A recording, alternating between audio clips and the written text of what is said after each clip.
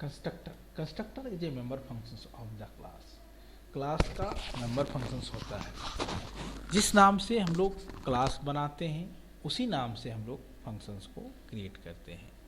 Constructor को call करने की ज़रूरत नहीं होता है, वो ऑटोमेटिक कॉल होता है ऑब्जेक्ट जब हम लोग क्रिएट करते हैं उस समय।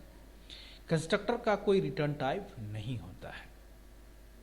Constructor basically is a three type. Number one is a default constructor, number two is parameterized constructor and number three is a copy constructor। तो हम लोग चलो देखते हैं यहाँ पर सबसे पहले डिफ़ॉल्ट कंस्ट्रक्टर को। तो डिफ़ॉल्ट कंस्ट्रक्टर यहाँ पर कैसे वर्क करता है हम लोग इसको देखते हैं। तो सबसे पहले चलो हम लोग यूज़ करते हैं, एक प्रोग्राम बनाते हैं और वहाँ पर हम लोग यूज़ करते हैं डिफ़ॉल्ट कंस्ट्रक्टर को। तो सबसे पहले हम लोग यहाँ पर बनाए class ABC। What is the name of the class? ABC and यहाँ पर int A and B। हम लोग यहाँ पर लिखते हैं public ABC। What is the ABC? is a constructor। ये क्या है? ABC कंस्ट्रक्टर है। या इसको हम लोग कोई रिटर्न टाइप दिए हैं? नहीं दिए हैं। जो यहाँ पर ABC नाम है वही नाम का हम लोग यहाँ पर क्या किए हैं? फंक्शंस को क्रिएट किए हैं।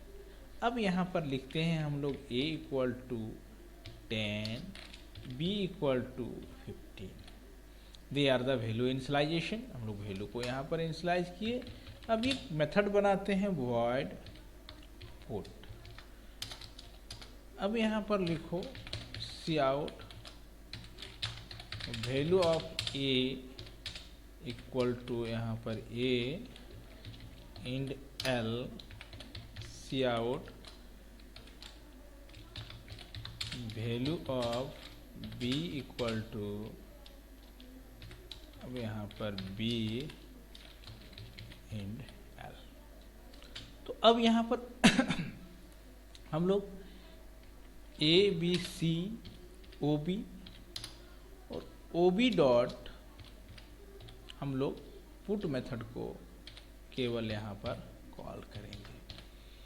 यहाँ पर हम लोग ABC को यहाँ पर नहीं कॉल हुआ है क्योंकि जब हम लोग ऑब्जेक्ट क्रिएट किए तो ऑटोमेटिकली क्या हुआ? ABC मेथड यहाँ पर कॉल हुआ और उसके बाद हम लोग केवल पुट मेथड को कॉल किए हैं। चलो इस प्रोग्राम को रन कराते हैं, देखते हैं यहाँ पर कैसे वर्क करता है।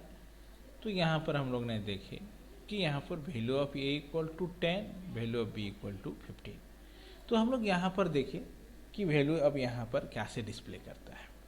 तो जब हम लोग यहाँ पर वैल्यू ये दिस फंक्शन जिसके पास हमारा वैल्यू है, अगर उसको हम लोग अभी तक कॉल नहीं करते थे तो वैल्यू क्या प्रिंट करता था? गार्बेज वैल्यू प्रिंट करता था।